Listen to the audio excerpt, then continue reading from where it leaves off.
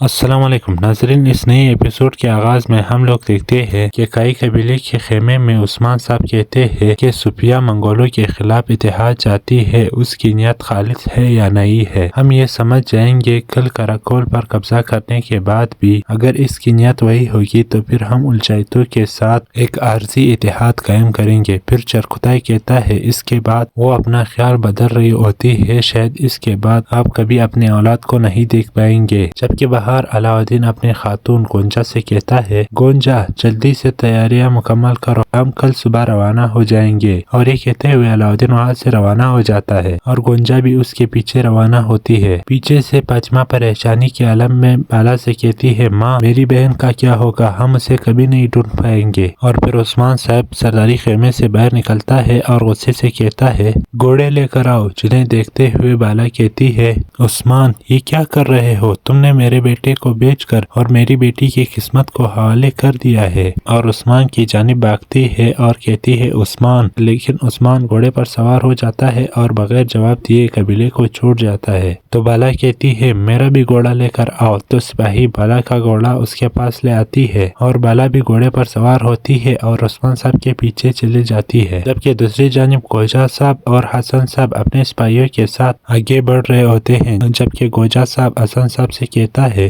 عثمان صاحب محض ایک سردار ہی نہیں، وہ ترک کی ریاست کا وارث بھی ہے، وہ روایت اور اخلاق سے واقف ہے، اس لیے ان کا دروازہ سب کے لیے کھلا رہتا ہے، جبکہ منزل ایک ہی ہے۔ تو حسن صاحب کہتے ہیں، آپ ٹھیک فرما رہے ہو خوجا صاحب، جب ہمارے لوگ بحفاظت پہنچ جائیں گے تو ہم عثمان صاحب کے راستے میں شامل ہو جائیں گے بڑی خوشی کے ساتھ۔ اور سب آگے بڑھتے ہیں۔ جبکہ دوسری جانب ہم لوگ دیکھتے ہیں کہ گوجا صاحب اور حسن صاحب کے قبیلے کے لوگ عثمان کے سرزمینوں کی طرف آ رہے ہوتے ہیں۔ تو کمانڈر گلہ اپنے سپاہیوں کے ہمراہ انہیں دیکھ رہے ہوتے ہیں۔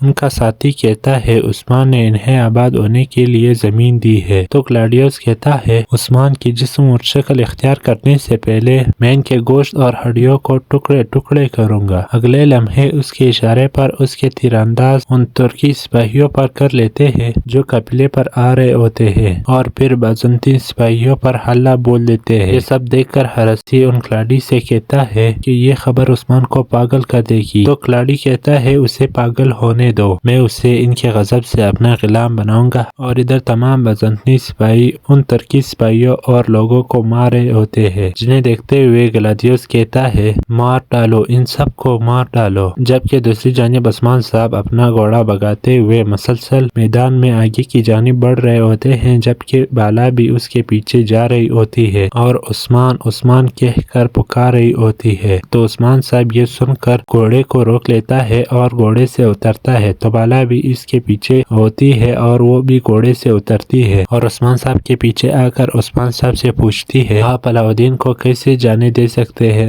آپ اس بات پر راضی کیسے ہو سکتے ہیں؟ عثمان صاحب کہتے، میں کسی بات پر راضی نہیں ہوا، اس نے کہا کہ وہ چلا جائے گا اور میں نے اسے جانے دیا۔ تو بالا کہتی، آپ نے اسے جانے کو کہا؟ تو عثمان صاحب کہتا ہے، اس نے کہا کہ وہ چلا جائے گا تو اس نے کمزوری ظاہر کی۔ تو بالا کہتی ہے، وہ اقتدار کی جنگ سے ڈر رہا ہے عثمان صاحب کہتے، اقتدار کی جنگ کون کرے گا؟ بالا کہتی ہے، وہ نوجوان ہے، انہوں نے غلطی کی ہے لیکن یہ سزا نہیں ہو سکتی۔ عثمان صاحب کہتے ہیں، میں انہیں ایک عظیم ریاست کا خواب پیش کر رہا ہوں، یہ ایک ایسا خواب ہے جس میں غلطیوں کی کوئی گنجائش نہیں ہے، یہ راستہ کمزور دل لوگوں کے ساتھ نہیں چل سکتا۔ یہ سن کر بالا کہتی ہے، وہ کمزور دل نہیں ہے کہ خوشی سے چلے جانا اس کے دل کے زخم کو ظاہر کرتا ہے۔ تو عثمان صاحب کہتے ہیں، میں صرف ایک باپ ہی نہیں، میں ریاست کا سربراہ ہوں، مجھے صرف اولاد کا غم نہیں بلکہ میرے اوپر ریاست کا بوجھ بھی ہے۔ تو بالا پوچھتی، کیا ریاست کا بوجھ آپ کے اولاد کے بوجھ سے بڑھ کر ہے؟ آپ نے اس کی خاموشی نہیں سنی عثمان، کیونکہ آپ کا دل بھی ٹوٹ گیا تھا، اس لیے آپ خاموش رہے، کیونکہ آپ کو بھی تو تکلیف ہوئی کہ یہ سوچ کر کہ آپ کے بیٹے نے آپ کو مایوس کیا ہے، لیکن آپ کی خاموشی نے ہم سے ہمارا بیٹا چھین لیا، میرے پاس کہنے کو کچھ نہیں بچا، اور وہ واپس روانہ ہوتی ہے۔ تو عثمان صاحب کہتا ہے، मेरे पास कहने को बहुत कुछ है,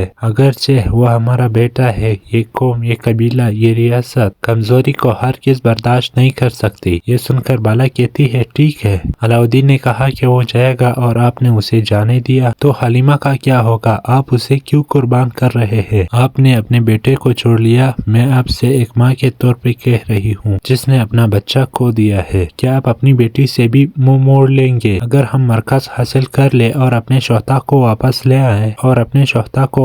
आए और हमेशा के लिए हलीमा को खो दे तो क्या फायदा? तो उस्मान साहब कहता है, क्या तुम समझती हो ये फैसला करना आसान था? मैं हर रात सोने से पहले दुआ करता था, मुझे अपनी बेटी याद आती थी, लेकिन जब मैं बेदार होता था तो अपनी कौम का बोझ लिए बेदार होता था। तो बाला कहती है, मैं न सिर्फ रियासत का ही नहीं बल्कि अपने बच्चों की भी माँ हूँ उस्मान साहब। तो तुमने आज अलाउद्दीन और हलीमा को नहीं बल्कि मुझे भी कुर्बान कर दिया है। मैंने आपके साथ चलना कबूल किया, लेकिन आपने मुझे पीछे छोड़ दिया। रियासत का बोझ उठाते उठाते आपने अपने बच्चों को नजरअंदाज कर दिया और आज के दिन ने मेरे दिल को टुकड़े टुकड़े कर दिया है उस्मान साहब। एक एक कर वापस रवाना होने लगती है तो उस्मान साहब कहता है, ये रियासत का मामला है कि कभी कभी तुम्हारे दिल के टुकड़े टुकड़े का होना भी जरूरी होता है। ये सुन के साथ ही बाला ही अपनी आंखों में आंसू लिए अपने घोड़े पर सवार होती है और वहाँ से रवाना हो जाती है। जबकि दूसरी जानिब हम लोग देखते हैं उनके पास पहुँचता है। इन्हें देखते ही गोजा साहब और हसन साहब अपने घोड़ों से नीचे उतरते हैं और भागते हुए उस सिपाही के पास आते हैं और उनसे पूछते हैं, तुम्हें क्या हुआ है बहादुर? और सिपाही कहता है, हम पर हमला हुआ है खोजा साहब, उन्होंने हमारे लोगों को शहीद कर दिया, यहाँ तक के बच्चों और बूढ़ों को भी नहीं छोड़ा और उन सब को मार डाला। ये सुनकर हसन साहब गुस्से से पूछता है, ये खयानत बड़ा मंसूबा किसने बनाया? तो वो तुर्की सिपाही कहता है, बाज़ंतनी काफिरों ने हुजूर, लिहाजा हमारी मदद कीजिए। और जमीन पर गिर जाता है। और खोजा सरदार कहते हैं, अगर मैं इसका इंतकाम ना लूं तो मैं भी खोजा सरदार नहीं, चलो घोड़ों पर सवार हो जाओ। और सब अपने घोड़ों पर सवार होते हैं और आगे की जानिब रवाना होते हैं। और इसके बाद हम अगले मंजर में देखते हैं, काफिरों ने सब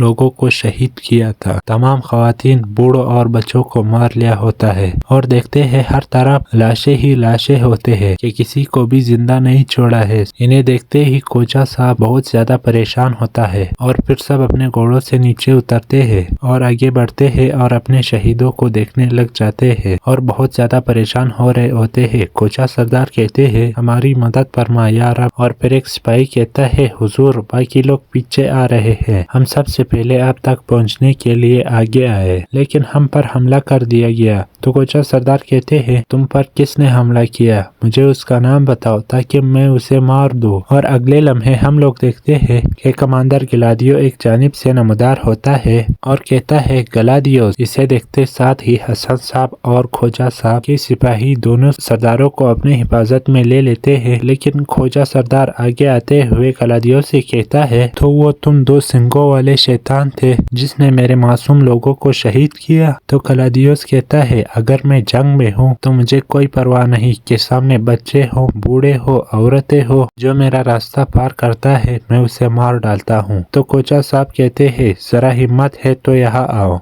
और वहाँ अपने फौजियों के पीछे मत छुपो। तो कलादियोस अपना तलवार निकालता है, 2-3 बार जोर करता है मगर वो जानबूझ के तलवार नहीं निकालता है और फिर कहता है, मेरी तलवार मियन से नहीं निकल रही। और फिर कहता है, मैं हैरान हूँ क्योंकि मैं तुम्हें मारना नहीं चाहता ताकि तुम मेरा सलाम उस्मान तक पहुँचाओ। तो हसन साहब कहता है, जो चाहो काफिर वो कहो मगर खेलना बंद करो। तो कलादियोस उससे कहता है, जाके उस्मान साहब से कहो कि यहाँ क्या हुआ है और अगर तुम भी मरना चाहते हो और जीने से बेजार हो तो मैं तुम्हें भी मार डालूंगा। ये कहते ही जब कलादियोस वापस रवाना होता है तो उसके सिपाही अपने तीरंदाजों को तुर्की सिपाहियों की तरफ फेंकना शुरू कर देते हैं और वहाँ से रवाना हो जाते हैं। और जब वो वहाँ से भाग जाते हैं तो एक सिपाही गुंजा से पूछता है, चलो हम इनके पीछे चलते हैं हुजूर। तो खोजा साहब कहते हैं, क्योंकि उन्होंने यहाँ आने की हिम्मत की है। और फिर हसन साहब कहते हैं, उसने जानबूझकर हमें चौकी पर बुलाया है, یہ بات واضح ہے اس نے جس کھیل کو ترتیب دیا ہے وہ بڑا ہے، چلے جائے عثمان صاحب کو خبر دیتے ہیں کھوجا صاحب۔ تو کھوجا صاحب کہتے ہیں خواہ وہ ہمارا انتظار کرے اور ہم اس چوکی کو تباہ کریں گے حسن صاحب۔ اور ناظرین اس جگہ پر اس نئے ایپیسوڈ کے نئے ٹریلر کا اختتام ہوتا ہے۔ اگر ویڈیو اچھی لگی ہو تو پلیز چینل کو سبسکرائب کیجئے۔ تو ملتے ہیں نیکسٹ ویڈیو میں، تب تک کے لیے بائے۔